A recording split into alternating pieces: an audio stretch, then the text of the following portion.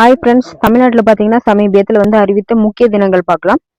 So 2022லேருந்து 2024 ஆண்டிற்கானது.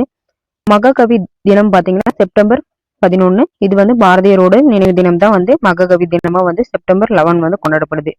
சமத்துவ தினம் எப்போன்னு பார்த்தீங்கன்னா ஏப்ரல் 14. இது வந்து பார்த்தீங்கன்னா டாக்டர் அம்பேத்கரோட பிறந்த நாள் தான் ஏப்ரல் 14. அதனால தான் பார்த்தீங்கன்னா சமத்துவ தினமாக வந்து கொண்டாடப்படுறாங்க. இதே சமூக நீதி தினம் வந்து யாருடைய பிறந்த நாளை வந்து கொண்டாடப்படுறோம் அப்படின்னு சொல்லிட்டு பார்த்தீங்கன்னா பெரியாரோட பிறந்த தினத்தை தான் வந்து சமூக நீதி தினம் வந்து செப்டம்பர் 17 வந்து கொண்டாடப்படுகிறது.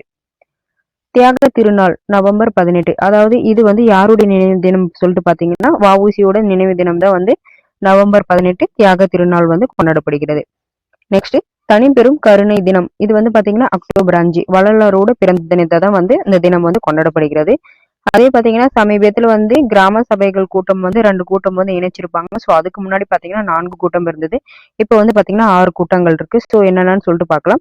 ஜனவரி 26 குடியரசு தினம், மே 1 தொழிலாளர் தினம், ஆகஸ்ட் 15 சுதந்திர தினம், அக்டோபர் 2 காந்தி ஜெயந்தி தினம். நெக்ஸ்ட் சமீபத்தில் அறிவித்த 2 முக்கிய தினங்கள் என்னன்னு பாத்தீங்கன்னா மார்ச் 22 உலக தண்ணீர் தினத்தை தான் அறிவிச்சிருக்காங்க. நவம்பர் 1 உள்ளாட்சி தினம் வந்து கொண்டாடப்பட்டு வருகிறது. ஸோ இதோட சேர்த்து தான் பார்த்தீங்கன்னா 6 கூட்டங்கள் வந்து கிராம சபை கூட்டங்கள் வந்து அறிவிச்சிருக்காங்க சமீபத்தில். அதே பார்த்தீங்கன்னா ரொம்ப ரொம்ப இம்பார்ட்டன்ட் தினம் பார்த்தீங்கன்னா செப்டம்பர் 23 தமிழ்நாட்டில் பார்த்தீங்கன்னா மாநில உறுப்பு தான தினமும் வந்து கொண்டாடப்படுகிறது.